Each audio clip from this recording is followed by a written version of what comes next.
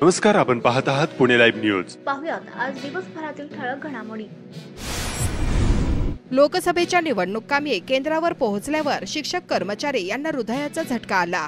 2 दिवसानंतर संतोष जोशी यांचे हॉस्पिटलमध्ये मृत्यू झाल्याची बाब समोर आली आहे. खेड तालुक्यातील मोई विद्यालयातील शिक्षक संतोष गणपत जोशी या शिक्षक कर्मचाऱ्यांची हडपसर येथील कोंढवा येथे निवडणूक कामे सर्व साहित्य घेऊन पोहोचल्यानंतर तिथे या शिक्षकास चक्कर येऊन पडले. तेथे निवडणूक आयोगातील अधिकाऱ्यांनी नोबल हॉस्पिटलमध्ये दाखल केले. तेथून पुढील उपचारासाठी ॲक्वॉर्ड म्हणजे संत ज्ञानेश्वर हॉस्पिटलमध्ये दाखल करण्यात आले. संतोष जोशी या निवडणूक शिक्षक कर्मचाऱ्यास तेथे 2 दिवस ॲडमिट केल्यानंतर दिनांक 15 मे रोजी रात्री 11:30 वाजता या शिक्षकाचा मृत्यू झाला. या शिक्षकाचे रिटायरमेंट 3 वर्ष बाकी होते. पुणे नाशिक राष्ट्रीय महामार्गावर व तळेगाव चाकण ते शिक्रापूर दरम्यानच्या महामार्गावर सध्या मोठ्या प्रमाणावर वाहतूक कोंडीचा सामना नागरिकांना व वाहन चालकांना करावा लागत आहे. मागील आठवडाभरापासून या भागात वाहनांच्या लांबच लांब रांगा लागत असून वाहतुकीचा अक्षरशः बोजवारा उडत असल्याचे चित्र सायंकाळी उशिरापर्यंत पाहावयास मिळाले. चाकणमधील तळेगाव चौक, आंबेठाण चौक, आळंदी फाट्याजवळील MIDCत जाणारा स्पायसर चौक, आळंदी फाटा, कुरोळी फाटा येथे दिवसभर खूप मोठ्या प्रमाणावर होणाऱ्या वाहतूक कोंडीचा सामना नागरिकांना व वाहन चालकांना करावा लागत आहे. वाहतूक शाखेचे अधिकारी, कर्मचारी आणि त्यांच्या सोबतीला वॉर्डन मंडळी सध्या वाहतूक नियमन सोडून अन्यच कामात स्वारस्य दाखवित असल्याची ही स्थिती ओढवल्याचा वाहन चालक आणि प्रवाशांचा आरोप आहे. मोठमोठ्या औद्योगिक द्रुतगती महामार्गांची व लोहमार्गांची स्वप्ने दाखवण्याऐवजी सध्या अस्तित्वात असलेल्या पुणे नाशिक राष्ट्रीय महामार्गावरील सुमारे 29 किलोमीटर पर्यंत लांबीच्या नाशिक फाटा ते चांडोली खेड या रस्त्याच्या कामाला प्राधान्याने सुरुवात करून कोंडी सोडवण्याची स्थानिक नागरिकांची मागणी आहे.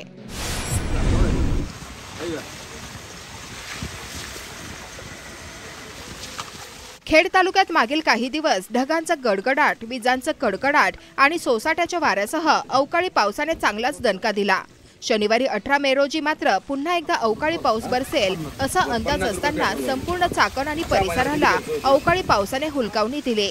दुपारनंतर ढगाळ हवामानाचा अनुभव नागरिकांनी घेतला. पाऊस पडण्याची चिन्हे दिसत होती, मात्र ऐनवेळी पावसाने हुलकावणी दिली.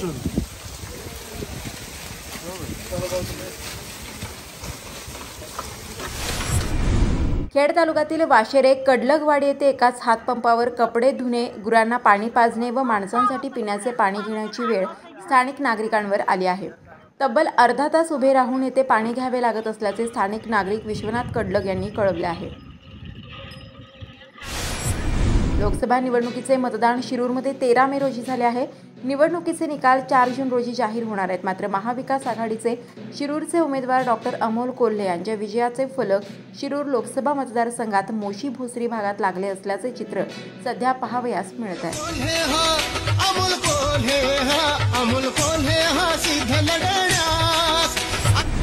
कडकडीत उन्हाळ्याच्या पार्श्वभूमीवर खेड तालुक्यात ठिकठिकाणी कलिंगड मोठ्या प्रमाणावर विक्रीस आले आहे. गालपडे कलिंगड कुठून आणले ते? कलिंगड चाचकामात. सगळे चाचकामात भाव काय भाव आहे? कलिंगडाचे आता 10, 11, 12 रुपये बाजार आहे.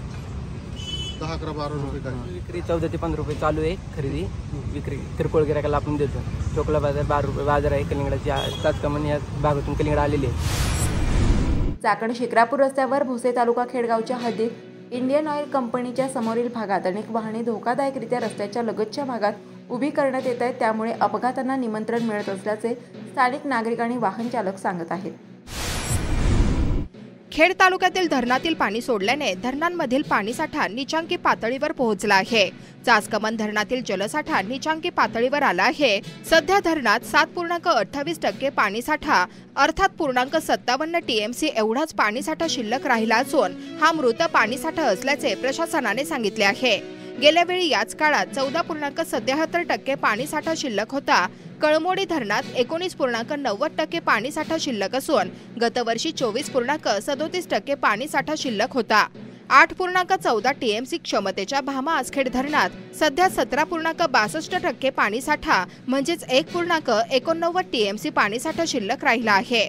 गतवर्षी 37.79% पाणीसाठा यावेळी शिल्लक होता। पिंपरी चिंचवड शहरासाठी 2.14 TMC पाणी पुरवठा सुरू केला तर मात्र धरणातील मृत पाणीसाठा उपसला जाऊन धरण कोरडे पडण्याची भीती निर्माण झाली आहे।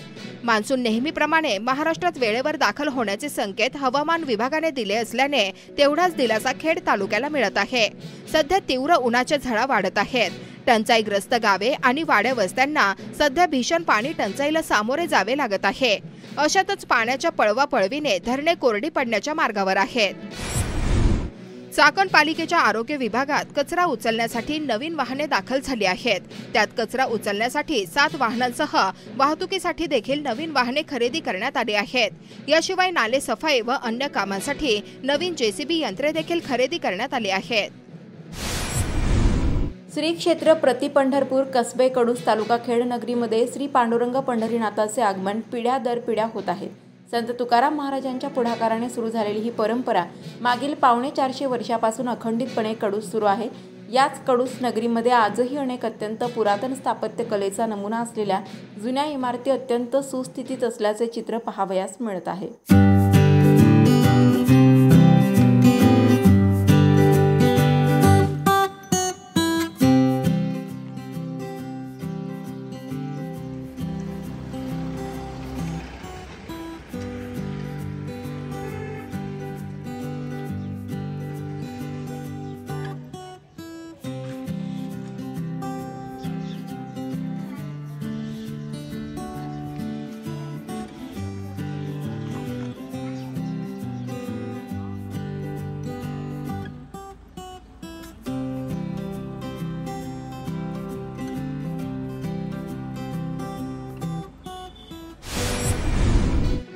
खेड कृषी उत्पन्न बाजार समितीच्या चाकण येथील महात्मा फुले मार्केटमध्ये शनिवारी 18 मे 2024 रोजी कांद्याची 2500 पिशवी आवक होऊन कांद्याला 1300 ते 2100 रुपये असा प्रति क्विंटलला बाजारभाव मिळाल्याचे बाजार समिती प्रशासनाने सांगितले। मागील काही दिवस निचांकी पातळीवर असलेल्या कांद्याच्या दरात किंचित वाढ झाली असली तरी आणखी वाढ होण्याची शेतकऱ्यांना अपेक्षा आहे। कांद्याच्या दरात समाधानकारक वाढ झाल्यानंतर शेतकरी साठवून ठेवलेला कांदा मार्केटमध्ये आणणार असल्याचे चित्र पाहावयास मिळत आहे। कृषी उत्पन्न बाजार समिती खेड चाकण उपबाजार आवार येथे आज शनिवार दिनांक 18/5/2024 रोजी कांद्याची एकूण आवक आज आहे 2500 पिशवी, क्विंटल 1250। आज बाजारभाव झालेले आहे 1300 पासून ते 2100 रुपयापर्यंत कांद्याला। त्याच्यानंतर बटाट्याची पिशवी एकूण आवक आहे 2600 पिशवी, तर 1300 क्विंटल आवक आहे। बटाट्याचं आग्रावरून जास्त करून बाहेरील परप्रांतीय राज्यातून आपल्याकडे आग्रा बटाटा, इंदूर बटाटा विक्रीसाठी येतो। तर आज बाजारभाव बटाट्याचे क्विंटली 1900 ते 2600 रुपये असा बाजारभाव आहे। त्याच्यानंतर लसणाचे बाजारभाव एकूण पिशवी 53 पिशवी आवक झालेली आहे, तर त्याचे बाजारभाव सरासरी क्विंटलला किलोला 100 रुपये ते 160 रुपये किलो प्रमाणे लसूण विकला जातो। किरकोळ सर हरिभाऊ गाडे, माजी सभापती, कृषी उत्पन्न बाजार समिती खेड। मार्केटमध्ये फिरला असता या ठिकाणी कांदा, बटाटा व इतर सर्व तरकारीचा बाजार पाहिला असता तर पावसामुळे मालाची आवक घटलेली आहे, परंतु त्याप्रमाणे बाजारही घटलेला आहे। शेतकऱ्याला पाहिजे त्याप्रमाणे बाजार मिळत नाही, कारण कांदा असो, बटाटा असो, इतर सर्व पिकं परंतु पाहिले असता सरकारला शेतकऱ्याला समाधानकारक कुठल्याही प्रकारे नसल्यामुळे शेतकरी थोडा द्विधा अवस्थेमध्ये आहेत। निवडणुका येतात जातात परंतु शेतकऱ्याकरता कुणीच नसतं, त्यामुळे शेतकरी हा बळीराजा आहे।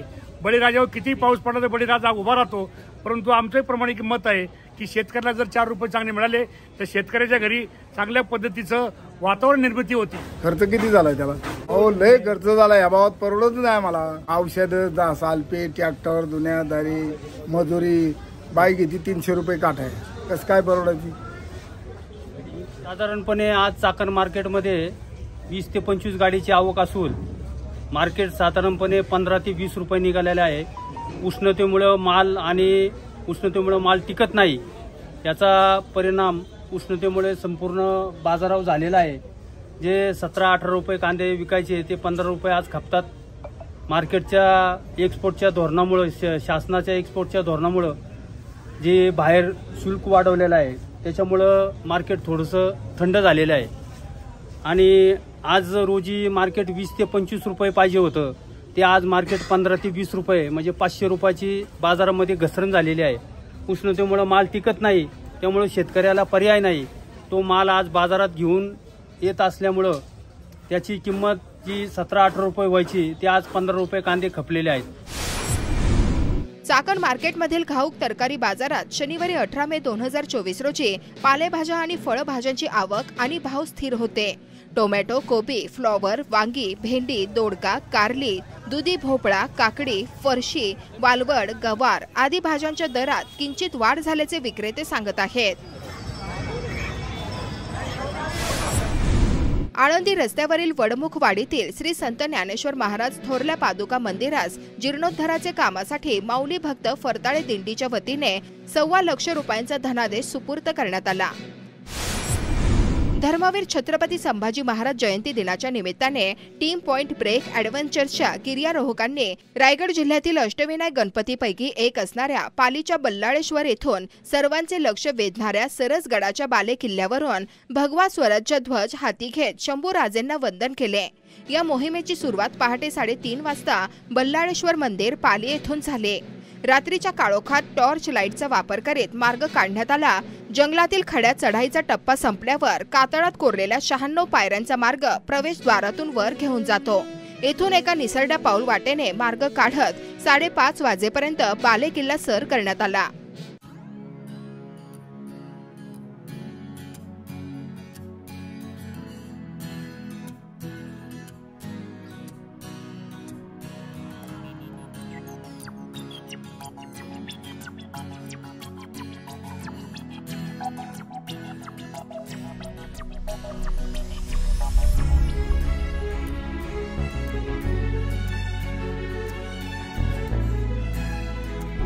नमस्कार, आपण पाहत आहात पुणे लाईव्ह न्यूज.